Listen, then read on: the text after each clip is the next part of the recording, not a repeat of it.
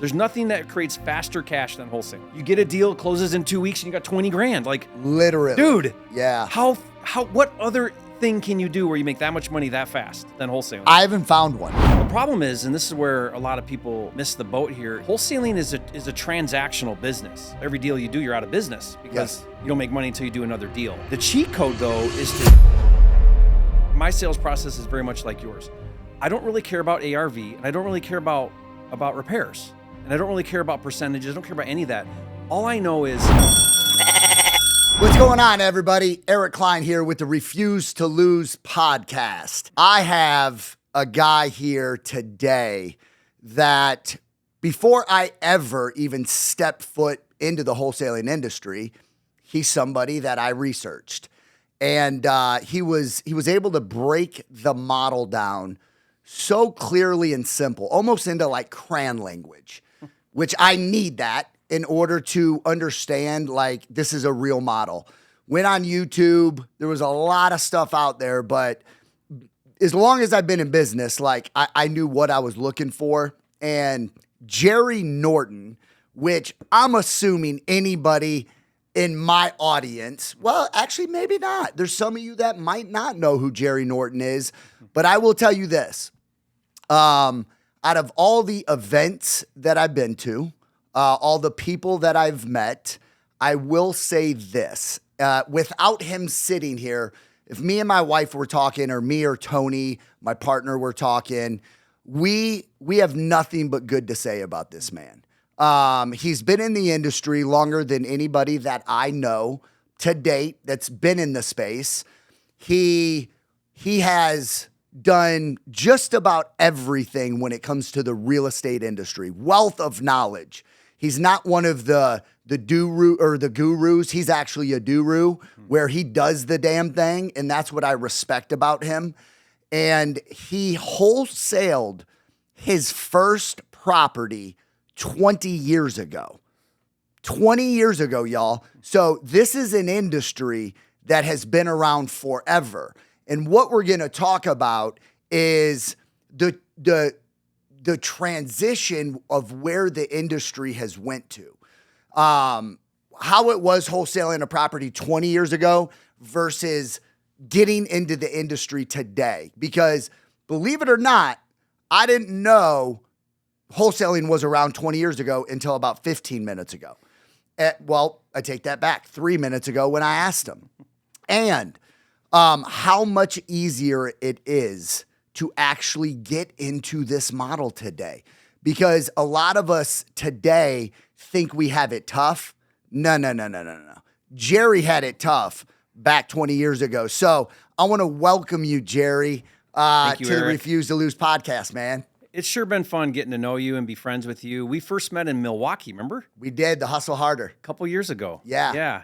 And you guys were like brand new, you and Tony, to the industry. I'd never heard of you. And we sat down, did a couple of interviews on my channel, and we've just blossomed into a friendship. Whenever I think of something funny, like a meme or something, I send it to you and Tony. You do.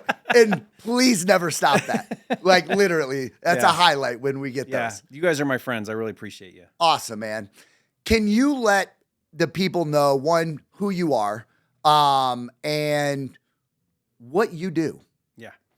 It's actually pretty boring because I'm just the product of 20 years of consistency. Yes. You know, like if you really think about, like I was telling you guys, I'm doing this project and that project, and I'm building this 11,000 square foot house to flip in Puerto Rico and a hotel and all these different things that I'm doing. But really it's like 20 years, Eric, of like little by little learning, stacking up wins, right? Developmental. I tell everybody real estate is developmental. Start with what you've got and build on that. Yeah. What's impressive for me is like, I would look at you and Tony, and you guys just exploded like $2 million or $2.5 million in assignments in your first year. But what people don't realize is you guys had a lot of business and sales experience when you came into the industry, right? So you just came into a new industry, but you're just building on top of what you've already done. And a lot of people don't recognize those inherent skills that they're bringing. They think they're bringing nothing to the table. And in reality, a lot of people have some skills. They do. They just need to recognize them, bring those forward, and then start building on those. Yes. Right? And so that's just me. It's pretty boring. It's not an overnight success story. it's a slow, tedious grind, falling on my face, getting back up. I'm just the guy that fell down and got back up over and over again. That's it. Yep. You didn't give up. I just didn't give up. Yeah, Yeah. most people, I see people come and go in this industry and it's the 3 feet from gold, right? They're so close and they quit. Yeah. That's most of the people. But that's everything in life, right? It is. That's what I have a philosophy that the value of anything is only equivalent to the sacrifice you make to get it. Yes. So if it's valuable to you, you'll make the sacrifice. You will. You will. So you did your very first wholesale deal 20 years ago. Yeah, 20 years ago in Detroit, Michigan. Detroit, Michigan. Yeah. And was wholesaling, when you did the deal, did you know you were going to wholesale a deal? Like, was it a thing? Yeah. So I was 27 years old and working in underground construction, so utility work. Okay. So it was outside in the elements. It was dirty. It was down in a hole. Basically, worked a shovel. Yeah. But I had this burning desire, and I had the work ethic. I just didn't have the blueprint. Right. Like I didn't grow up around entrepreneurship, Yep. money, business. No one taught me any of those principles. So I was like looking, and I knew I wasn't providing for my family the way they deserved. So I got a hold of this like 20-page ebook on wholesaling. Oh, Like you didn't go and Google how to wholesale no, or no. YouTube? No, I knew about real estate because I read the statistic that said more millionaires were made in real estate. So I said, Yes. okay, my odds are in my favor if I do real estate, but I didn't know what wholesaling was. So I'm just trying to find something like, oh, man, how do you get started? Zero down, because I had no money. Right. And then I heard about this wholesaling. I got this little ebook by Steve Cook was his name. He's still around. I'm friends with him today. And I read through this and I'm like, this doesn't sound that hard. And it sounds like it's just hustle. And I know how to hustle. I know how to work hard. Yeah, I got that. You're doing it right now. I'm already working. I work hard every day with a shovel, Right. So it was like mornings, lunch, evenings, weekends, nights. I started driving for dollars. Got in my truck, drove around. That was how I got started. And I part-timed it for about a year. My goal was if I can replace my annual income wholesaling part-time, then I'll quit and do it full-time. And it was only like $25,000. Like was all it was. And there's a lot of people out there where you can do, especially today. Oh, today. You can do this as a side hustle until you replace your main hustle. I mean, it's not easy because you got to do your 9 to 5 and then your 6 to midnight. You Right. know? Most people aren't willing to do that. Right. I was. Yes. So I did the second job side hustle. Yep. I made the sacrifice. I told my family I had 2 kids and one on the way. And I said, guys, I've got to figure something out because Yep. I can't take care of you with the income I have right now. I told Right. this to my wife and I said, so I'm going to try. I'm going to try. I'm going to do my very best. Really, it was not even try. It was, I'm going to figure this out. There was no plan B. Right. I didn't have a plan B. It was like when I do it, not if I do it. And I at think this time, I think that's a big deciding factor for a lot of people. If you come into this with a plan B, it ain't going to work. you'll quit. Yep. Yeah, and you go back to the other thing. You go to the plan B. Like I burnt the ships in the harbor, went agree. all in. Yep. And then here's what's funny, Eric, is so I did that for about a year, saved up $25,000 in like wholesale income, quit the job, went full time. My first month full time, I did 5 contracts for $52,000. Jesus. And that was more money than I'd seen in my ever. That's life-changing And money. I'd never look back. Right. I never looked back from that moment on. Wow. So your first couple deals, you had said, and you did all of this driving for dollars or not knocking? Driving for dollars. I'd knock on the door. Yeah. This is funny too. My very first deal, I did not know how to fill out the paperwork. So I met with the buyer. Here's how I found the buyer. So I got this. I drove by. There was a for sale by owner. My very first deal. There was a for sale by owner sign in the window of this vacant house, and I could tell it had been there forever because I could barely make out the number. It was faded in the sun. Got it. It was in the window. It wasn't even in the yard. So I get up there. I'm real close. I think this is the number. I call the guy, out of state owner, owned it forever. Not even trying, not care. So I get the contract for like $12,000. This is Detroit, remember? Okay, so I get the deal, and then I'm like, okay, how do I find a buyer? How do I find a buyer? Well, at the time there was no data, none of this stuff we have today. You couldn't skip trace the so phone skip number. tracing. Yeah, and- there was none of that stuff back then. The only thing that there was the MLS. Okay. So I went and got my license so I could have the MLS. So that was one thing I did because I figured out real early on how do I comp? I couldn't figure out anything without the MLS. So I got my license, got the MLS. Well, I went on the MLS and they have a search feature in there where you can decide on the financing. So I put cash as a filter and sold transactions. And then I'm looking through and I drew a circle around my deal. I still do this method today, actually. And I'm like, okay, what are all the cash transactions in this neighborhood in the past 6 months or so?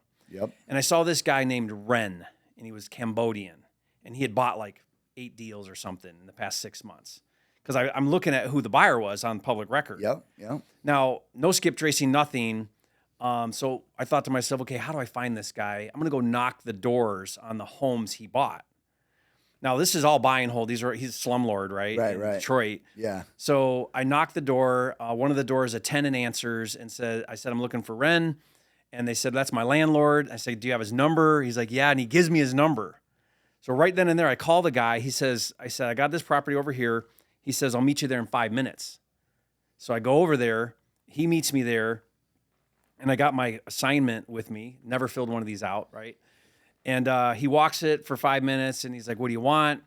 I tell him a number. He beats me up and ends up being like $18,000 or whatever. I think it was like a $6,000 assignment. Yeah. Right?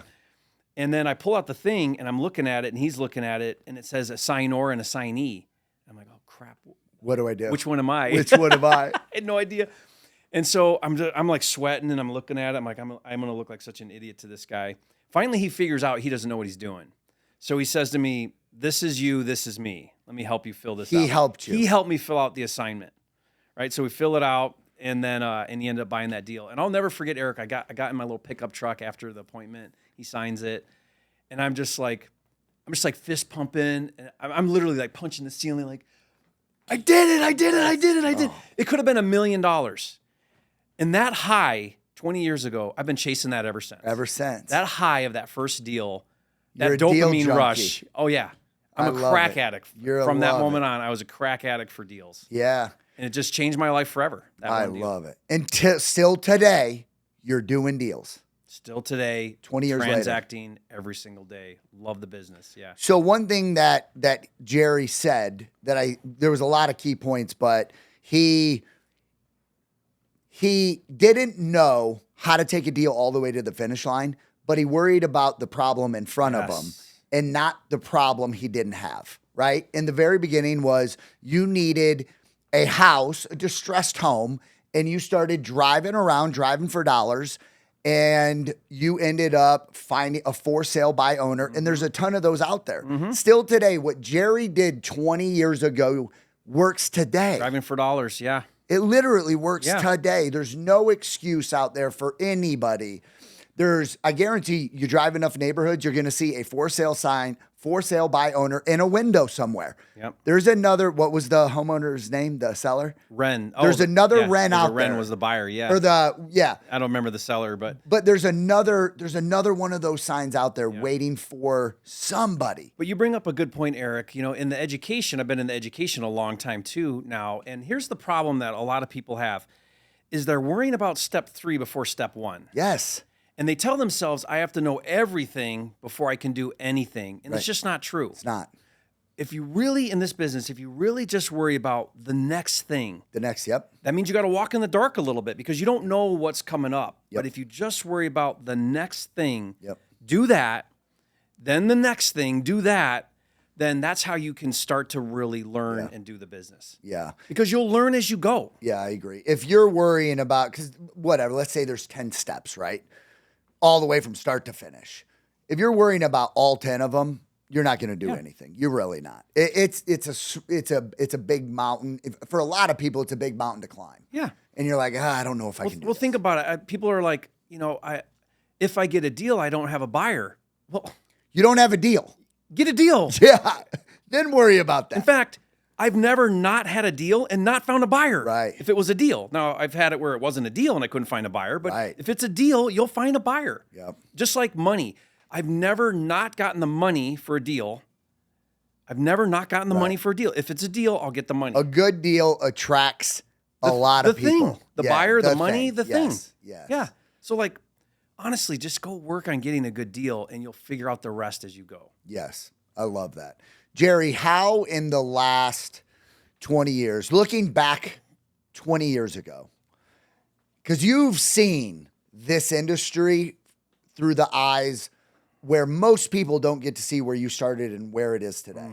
I don't know if I know anyone else, to be honest. Like, I know there's Sean Terry. I don't know how long he's been in it, but like, I've never sat and had a conversation like this with anybody that said 20 years ago, I did my first wholesale deal. I've only been in the space 3.5 years. Yeah. I've been an entrepreneur for 15 years almost, but wholesaling 3.5 years.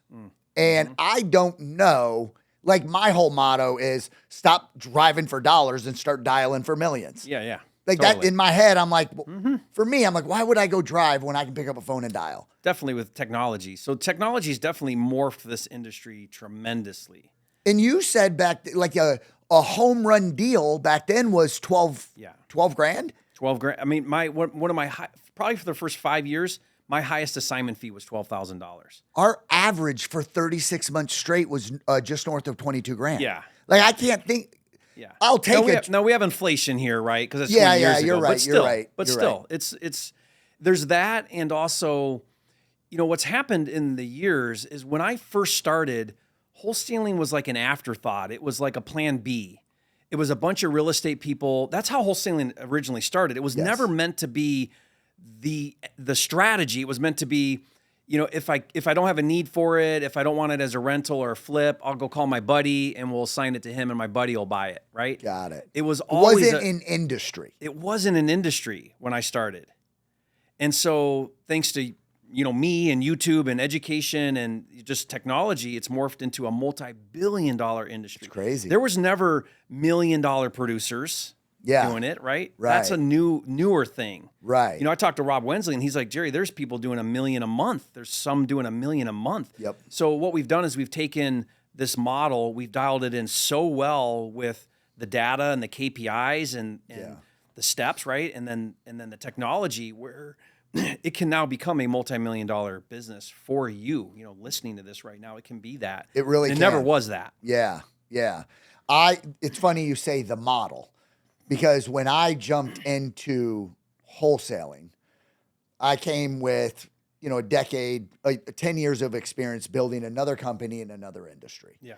But I don't hear a lot of people say the model. I looked at this as a model of, I took what I did for 10 years. I had my own CRM. I knew how to generate leads. I had a sales process. Like I had all that. So when I came in here, it was like, I dropped a different lead into my ecosystem and kind of hit the ground running. I did not get into wholesaling to actually get into real estate. Yeah. I didn't. Well, if you think about it, wholesaling isn't really real estate. It's not.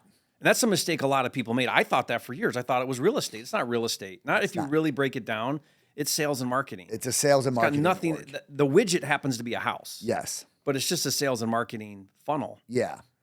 And that's why you did so well. Because you yeah. took sound principles that you had already learned. Yep. And you just changed the widget. Yep. To That a was house. it. I had never flipped a house. I had never been a landlord. I had some personal residence that my wife and I bought. You probably didn't even know how to comp that well. It wasn't No, about that. I It was didn't about know what relationships. I literally didn't know what ARV meant. I didn't know what a crawl space, carport, none of that was. Estimating repairs, but you don't need any of that. No, I didn't. And I didn't worry about any of that. And that's why you're successful, Yeah. though. My first 4 months, it's right here, Jerry, right in front of your water. Yeah. My first 4 months in wholesaling, all I did was I partnered up with another wholesaler because I didn't want to worry about dispo. Yeah. I just wanted leads coming in. I worried about one problem at a time. I'm like, all right, I can get leads in. I know I can talk to these people. Let me figure out the front end of this first. And he charged me a certain percentage of every single deal that I did, but I gave him 100% of my deals. And so for 4 months straight, I just talked to homeowners, made offers, and I was getting contracts. Mm-hmm. Some of them were bad. Yeah. Some of them were good, but I was okay with all of that. Now, before we jumped on here, we were out in my office talking about people that get into this space. And you do a 100 offer challenge. Mm-hmm. First time I've ever heard about this. And this is genius. And it's literally that simple because you have a student that his first 10 deals literally just came from him blasting out a ton of offers. Texting, not even calling. From for sale by owners? On Zillow. On Zillow. So he'd go on Zillow for sale by owner. He would look at the Zestimate value that Zillow gives it, right? Because that's what most homeowners choose as their value, right? Zestimate is their house. And he's like, okay, they're probably thinking that that's the value. I need to get this low enough to wholesale it. So I'm going to go in at 40% of that number. That was it. No analysis, no formula, no ARV times 70%, less repairs, less, none of that. KISS. Keep it simple, stupid. He just took 40%, said that's pretty low, texted, because the phone number's on there, right? Texted the owner and said, here's my offer. And that's how he did his first 10 deals. First 10 deals. What he did is he took action. He made offers. You will not get a deal in this industry. It's impossible to get a deal in this industry without having some form of communication with a homeowner and making an offer. A deal doesn't exist unless that happens. Now, I asked him, why didn't you pick up the phone? He's like, I was afraid to talk to people.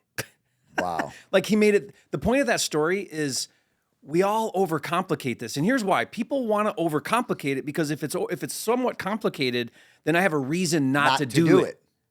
Because I got to learn more before I can do it. Yeah. So you're lying to yourself that you need to learn something. No, you don't. You don't need to learn very much. No. There's some fundamentals maybe, but that's it. In fact, if you think about it, I have my sales process is very much like yours.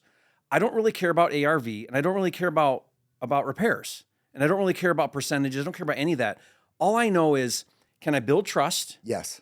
If I can build trust, then I'm going to anchor low. Yes. And I'm going to say to them, in the perfect world, I'd be around 100,000. They just said they wanted 240. Yep. In the perfect world, I'd be around 100,000. It's going to solicit a no, right? It's going to be ridiculously low. Yep. And I have trust, so I can actually do that. If I don't have trust, they're going to chase me off the porch with a shotgun, right? Yep. They're gonna chase you or hang up. They're going to be offended. And the conversation ends. Right. But if I build trust, yes. I call it BRT, build relationship of trust. If you do that right, you low anchor. And that number, the number doesn't have to be accurate, just low enough. Yes. Just low enough. Yep. They're going to say no, and then you're going to say, well, how close to that can you get? And then you're going to see if there's motivation. And the way you'll know is they're going to come down like a rock. And now it doesn't mean the number they come down to is a deal yet, but now you're like, okay, they're clearly motivated. Now maybe I should go to step 2 and we'll do a little more digging. Yep. We'll figure out how the roof is, whatever. Yep. But I don't need to ask about the roof. I don't need to really get into some of those details unless I first identified if there's motivation in the first place. I agree with you. Yeah. Identify that. Yep. And that's, by the way, that's 95% of your conversations is, are they even motivated? Let's figure that out. And then we can go to some analysis. Yeah. You got to, we can look at comps, we can look at numbers, but let's just figure this out first. So you've been in the education space 15 plus 15 years, yeah. 15 years. 16 years, yeah. 16 years. You have helped countless people get into this industry. And this industry is, would you say, probably the most entry level to getting into the real estate space? Wholesaling, so this is the other thing too. Wholesaling used to be a stepping stone into other real estate. Yeah. It was like, okay, no money, I got nothing, I'll start with zero, I'll do some wholesaling. Yeah. But that's not the end game. The end game is I'm going to own rentals or I'm going to fix and flip or commercial, whatever. And what I've seen happen in the past 5 years is wholesaling morph, not be a stepping stone, but be the thing. The thing. The thing. Yes. Meaning now you're doing volume, you're doing margin, bigger deals, more of them. Yep. And so that's been pretty exciting to see that transformation. Yeah. Where people like you guys, you're not transitioning into other things. You're just building the wholesale model even better. Yeah. And bigger. In our first 12 months. So since I've been in the industry, and now we just sold our Raleigh office. But yeah, I've never made less net, not gross. I've never made less than $1.5 million in your wholesale business. And that's a net number. Yeah. So like there's a real model here. Oh, yeah. To make real money. Yeah. For someone out there. And like I said in the beginning, like I didn't get into wholesaling to get into real estate. But after 18 months of dishing all these deals out, and you got to pay taxes. Yeah. Okay. And we were like, wait a second, like $100,000 assignment fee is awesome, but When half of it goes to taxes. it might be cooler to keep that house. Yeah. So what Yeah. you will eventually, and we eventually ended up flipping homes, keeping the home runs. Yeah. Like That's what I where, teach. because we've never flipped homes. We're like, holy cow, we morally, ethically, and legally stole this home. Yeah. We cannot mess this flip up. So for almost 2 years straight, we were flipping homes all virtually, 100% virtually. We would pick the home up in a virtual market. We would buy the home in a virtual market, never go out to it. We would have a inspector go out. We would get a contractor all virtually, and we would flip the home 100% virtually. And we would do about one of those a month. Yeah. And every home we flipped virtually, and we kept our ARVs at right around 450,000 and under. Like we had our sweet spot. We narrowed in what we were calling. We knew equity of who we were calling. Like we had our model pretty dialed in. But we never made under $100,000 flipping homes that I never went out to. Like, Yeah. it still blows my mind. But you know what, Eric? While you're doing that and your other real estate strategies, you haven't lost sight of your fast money, which is wholesaling. Wholesaling. And this is where people get all screwed up, right? Yep. Is you've got to have that cash coming in. Yes. I call it a printing press. You've Yeah. got to have your printing press, your golden goose, and not lose sight of that. Yep. So you're diverting some of your energy, some of your money, some of your strategy to maybe fix and flip, or maybe start to hold some things. But you're never going to lose sight of what's paying the bills and Right. bringing the money in, and that's a wholesale business. Yeah. The problem is, and this is where a lot of people, miss the boat here, is wholesaling is a transactional business. I tell people every deal you do, you're out of business because Yes. you don't make money until you do another deal. Yep. So it's definitely a model that's an active income. You're taxed at the highest rate. The cheat code, though, is to dial in processes, get a good team, use technology, and you remove yourself from the operation and get in the owner's box. Now it sort of becomes a residual. It's not like I agree. cash flow like a rental, but it sort of is, because you're now creating all this cash without doing the thing on the down in the weeds. Yep. Yep. That's the way that you move wholesale into residual income, is you build out a really good business model doing it. Yeah. But that's bringing the cash in, take that cash, reinvest it into other things. Those other things are going to start to build the long-term wealth. Yeah. And that's a smart way to look at it, I think. Yeah. And so, but you still today, you're still doing wholesale deals. I have to, because I need that fast cash Yes. production, right? So probably 75% of all our transactions are wholesale transactions. But I'm very much like what you said. I look at it like this. I use the baseball analogy. A deal comes in. I classify it as either a single, double, triple, home run, or grand slam. The singles, doubles, and triples, I wholesale those. Because there's another buy and hold or flipper that operates their business on skinny margins. Yep. They're okay to spend 40 on a rehab to make 25 on a flip. And there's thousands of those people. And there's a new one every minute. Yes. Waiting I'm not for okay a to deal. do that. Yes. So I'll wholesale that to that guy. I'll make the 20, 25, wholesaling it. But when that win comes in and it's a 6-figure deal, I've got a deal right now where we bought it for 5, we put 100 into it, spent the 100 in 30 days, so it was a cosmetic flip, all in for 6, sold it for 805, net 150, and it was a 30-day rehab. It was an easy rehab. That I'm keeping. I'm not going to wholesale Where that one. was that? That was Puerto Rico, where I Puerto live. Rico. So in your essentially your backyard. In my market there where I do some deals. Yeah. Do but you my do- point is like, I if that was a skinny deal, I would wholesale it. I would Wholesale not it. keep that deal. Yeah. Because I'm tying up money, I'm tying up bandwidth, energy, team, resources. That better be a win if I'm going to go for a slower win. Like I call that medium speed money is a flip. Yeah. You might have to wait 6 months to get paid, right? So then I kind of put everything through that lens. Now, I like to have some big wins. Like I like to have a multi-million-dollar deal, a couple of those going on. Maybe those are 18 months deals or whatever. And so, and then I like software, so I have my own software. You've got like a cold calling company. Yeah. That's all creating residual income. So the residual doesn't have to be rentals. I personally hate rentals. I do too. I hate them. I don't want to be a landlord. That's not the only way. I would rather do private money lending Got it. for residual, for passive income. Yeah. Now, I have a tax problem still with that because it's still taxed high versus owning property, you get the depreciating asset. So there is a place for that. I'm not saying that, but I'm just saying, like, think about what you're doing. How do you create that instant cash, the little bit slower cash, and then the long-term passive trickle money, mailbox money? Yep. And if you've got that all, leveled out pretty well, where the majority of it is coming in monthly, then you're never going to get in trouble. Nope. You're never going to go bankrupt. You're never going to run out of money because you're creating that fast cash all the time. And that's wholesaling. I agree. There's nothing that creates faster cash than wholesaling. It's quick. You get a deal, it closes in 2 weeks, and you got 20 grand. Like, literally. dude. Yeah. What other thing can you do where you make that much money that fast than wholesaling? I haven't found one. Literally. Like, and the rips are sizable. They're big rips. They're big rips. And so do you do deals back when you first started again, 20 years ago, you were in Detroit, Michigan, and you would just do deals in Detroit, Michigan?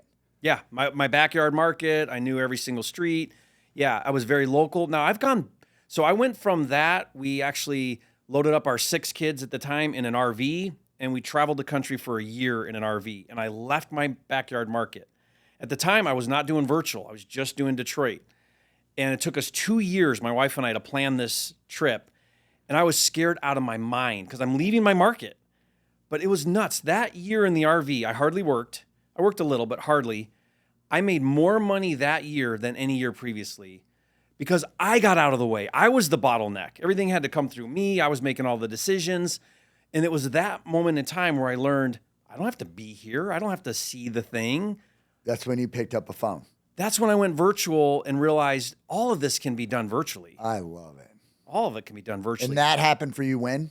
2013. 2013. Was when we left in the RV. We left Detroit. I never went back. And to this day, I still transact like crazy in Detroit. Do you really? Yeah, virtually. Detroit, Michigan. Yeah. So flips and wholesales, and because I knew that market so well, and I don't have to be there. I love now, it. I have good boots on the ground. I have a team there. Yeah. So I can pick up the phone and have someone looking at a property in 10 minutes in Detroit. Yep. Virtual doesn't mean that you don't have a presence in the market. Yeah. And when I say virtual, I'm not the nationwide virtual. That's a tougher model. Yeah, I don't ever recommend that. But I'm in 6 or 7 core markets, Yep. team on the ground, marketing in that area. Yeah. And what I have done though, Eric, is I do believe today in appointment and going on appointment. Yeah. Now, I would consider myself virtual, but in the market, we're not closing on the phone so much. Okay. We're going on appointment. And the only reason why is because the market's gotten so competitive, and there's guys here in Phoenix, you guys, on the phones closing deals. Yeah. And one way to create a competitive advantage is to go on appointment. Instant credibility. Oh my gosh. And I know that. Listen, I know that. I'm smart enough to know if you're looking at me in the eyes, I'm going to win every time. You're going to win. I'm going to win every time. I know that. But you're able to scale because you can't scale on appointment as well. I can only sit in front of so many people and look at so many eyeballs. Right. So I can talk to a ton of people. So you'll win in that regard. Yes. But for a lot of people, like I tell them, if you want to beat out the virtual guys, go on appointment. If you can identify motivation, don't go on, identify motivation, go on appointment. And they might have 5 contracts. I've done this. There's 5 contracts out on the table, and I walk out of there with the deal. And I'm not paying more. Yeah. But I was able to make a connection and throw them all under the bus. 10 times out of 10. Every time. I believe that. Every time. So it's one way that you can create a competitive advantage in today's marketplace. Yep. Because think about it. These virtual wholesalers, since they're not seeing it, they have to have a very loose contract with contingencies and no earnest money or low earnest money. Whereas if we walk in there and we got eyes on it and we know our market, I can come in there hot and heavy, I call it. I can put down big earnest money. I can waive inspection. Yep. And now on terms of the contract, I can beat out everybody else. Yep. And get it 20, 30,000 lower. I agree. 100%. I want to go back to the 100 offer challenge. Yes. I've heard, and I don't know if this statistic is true or not, but I believe it, is that 95% of people that jump into the wholesale model quit before their first deal, right? It's a super high number, but I would agree with that. I would say 90 to 95% quit. Yep. And then what I would say too, to take that step further, let's say it's not even that high. Let's say it's 80%, whatever. It's pretty high. It's high. let's take now the ones that make it and Yep. become full-time wholesalers. Yep. So meaning they don't have another job, their sole income is that. Out of that group, I would say 80% of them never move past solo operator, and they cap out at about $250 a year. That's Okay. most our industry. Okay. Now you guys are the exception, and you guys teach people how to be the exception. Yep. But most your wholesalers run around and do 3 to 5 contracts. They don't really have a team. They don't really have marketing. They don't really have processes. They're just hustlers, and they make about $200 to $250 a year. That's most of our industry. That's good. A quarter It's of good a money. million Oh, dollars. yeah, it's good money. Is good money. It's for good money. somebody. But you replaced your 9 to 5. You replaced your 8 hours a day for 12 hours a day. Yeah. So it's the old analogy, like why work for someone for 8 hours when you can work for yourself for 12? Yeah. That's that guy. Yep. And they're not building anything. Right. They're just working hard. Yep. They go on vacation, no money comes in. No money. That's not a real business. Yeah. Yeah. That's a self-employed. You're self-employed. 100%. So very few transition into a real business. Right. Where they move out of the operator and move into the owner. Yep. From a So just solopreneur for- to Yeah. not an entrepreneur, but yeah. But a real business. Yeah, real business. Yeah. So anyway, let's go back to before that. The Most people 100 don't even get to the first deal. Right. So the first time I've ever heard the 100 offer challenge again came out of your mouth, and it's like, holy cow, that is so freaking true.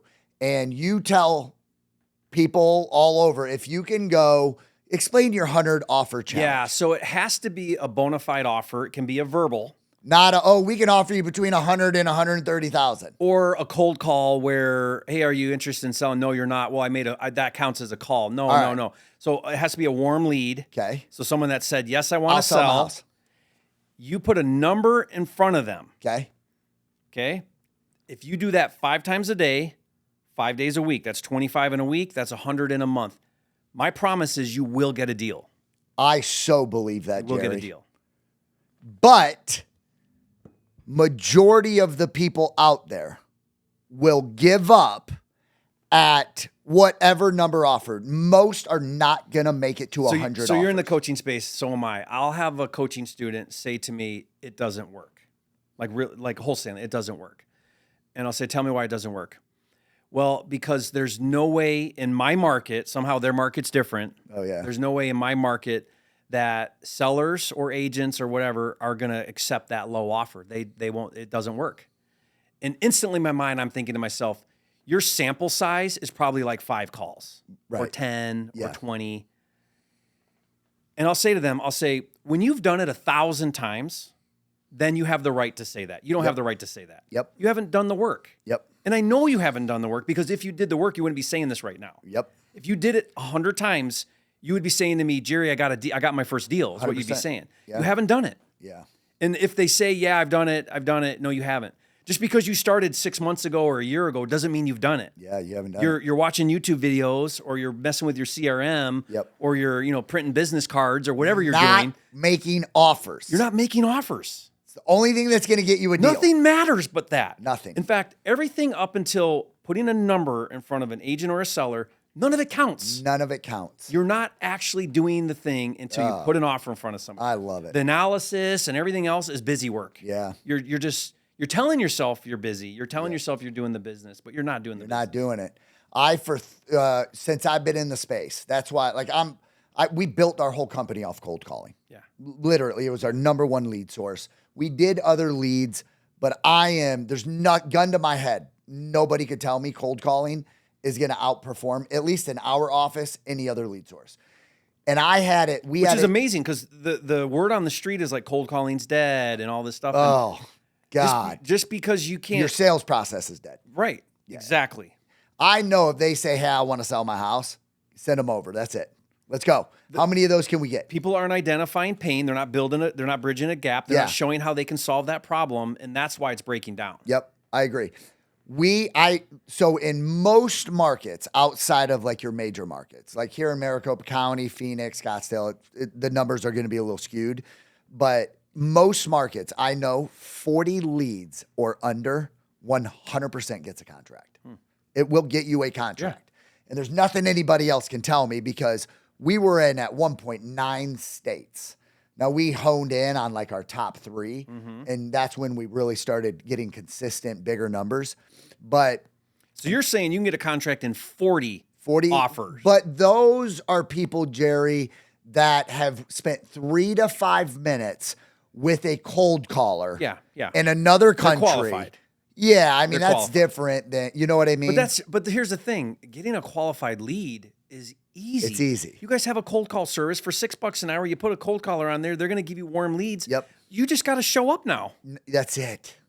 And call them or get to the house. Like, And here's the thing too, like you guys do a really, really good sale process. But the thing about the sales process is that's going to allow you to perform better and close more deals. yes.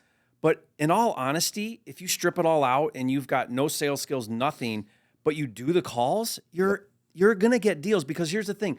We're trying to identify a motivated seller. And a motivated seller, a lot of it is just you're at the right place at the right time. Yes. They need a solution right now, and you happen to be there, and you're good. So you could have the most horrible sales process and still get contracts. Now, we don't want to run a business like that. We want to improve so we can close better and more.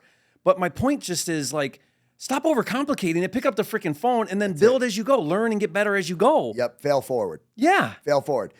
It's all about time and circumstances. You're going to get in front of somebody at the right time in the right circumstances, no matter if you can't even put a sentence together.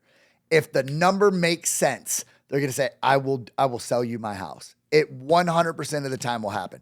The only reason this model does not work is if you give up and you can't make offers, if you don't work it. So I will say this has been one of, if not my favorite podcasts that I've done, because it's 100% facts what we are talking about right now.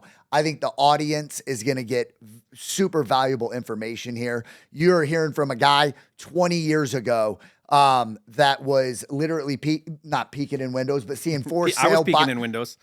For sale by owners where you could barely see the number. Yeah. Knocking on a door to 9 of his rentals to find out who the landlord was, that bought these houses. Like just being resourceful. You know why? Because the pain got great enough for Jerry where he knew he wanted to change. Period. End of story. Where his feet were at that day, having kids, having wife. And y'all don't know, but Jerry went from 2 kids to now 10 kids. 10 kids. He's got 10 kids. Jerry has to be resourceful to take care of his family. His wife and kids are absolutely amazing. They literally live a life by design. They do. And that's true freedom. And it all started with him driving for dollars, they call it, where really he was driving for a deal. Yeah. That's what he was doing. He was driving, looking for a deal where he saw some sort of distress. And there's a ton of those houses out there. If Jerry can do it, you can do it. If I can do it, you can do it. It's, do you have the will and the drive to get out of the situation that you're in right now? Because not every day is going to be easy. He said, he's 20 years into getting knocked down, but getting back up. So moral of the story is this is a model that can be life-changing. It's changed his life. It's changed my life. It can change your life. And, Jerry, man, I thoroughly enjoyed sitting here talking to you. Yeah. And I've been looking forward to you coming to Arizona. Yeah. I really have. I'd love to get out to Puerto Rico and come on just out. Whack iguanas with you for a couple days. It'd be absolutely amazing. But please go give for any of you out there that this is the first time hearing about Jerry Norton, go give him an absolute follow. You will not be disappointed. This guy has more knowledge, experience, wins, and obstacles that he's been overcome. Not many guys that I know that's done what this guy has done. Not only is he doing wholesale deals, he's doing deals in Puerto Rico. I mean, the guy is all over the place. So if anything you want to leave the audience with? No, I just would say thank you, Eric. And I love what you're doing for the industry where you're really showing people how to do this. It's not just theory, it's application. Yeah. Getting on the phone, showing people that you can do this. And this is life-changing. This is literally life-changing. You can start from nothing and very quickly, in 30 days, if you do what we're talking about here, have deals and start making money and change your life. Yep, so you can. believe that. If more than anything, Eric, I hope people who watch this, if they were lacking some confidence, I hope now they can walk away from this and say, look, if those two knuckleheads can do this, so can I. Literally. If we can do it, they can do it. Hey, what's going on? I want to congratulate you for making it to the end. What does that mean? You're in the 1% club. No one else stuck around. You did. What I want you to do is subscribe. More importantly, comment below. That way I know exactly who you are and we can get to know one another. Every single week, by you turning your notifications on, you're not going to miss the sales training that's going to keep you in this 1% club. Comment below, subscribe. I'm going to see you in the next video. Let's continue to refuse to lose.